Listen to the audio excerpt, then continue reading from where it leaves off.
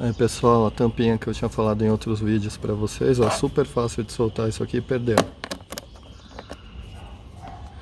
Então eu vou tentar fazer alguma coisa pra amarrar essa tampinha aqui, pra pelo menos se soltar ela cair e ficar pendurada aqui.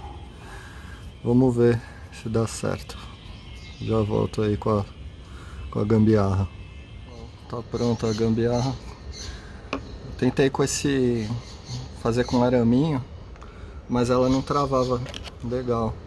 Então com o elástico é só, colocou aqui, travou. Isso daqui não vai impedir ninguém de roubar a tampa, de levar, porque afinal de contas é só tirar e cortar, mas é só pra você não perder mesmo. Acho que quando eles fizeram isso eles não pensaram, né? Que estamos no Brasil. Qualquer um que puxar aqui leva a tampa e tem acesso ao compartimento ali. Mas de qualquer forma, pelo menos para não perder, tá funcionando. Você pode tentar com fio de nylon também. Eu tentei com arame, que é um pouco um material mais duro, mas não rolou. O tampinho tá encaixando normal, só para não perder mesmo. Então é isso. Fica essa dica aí para vocês fazerem na de vocês para não perder a tampa.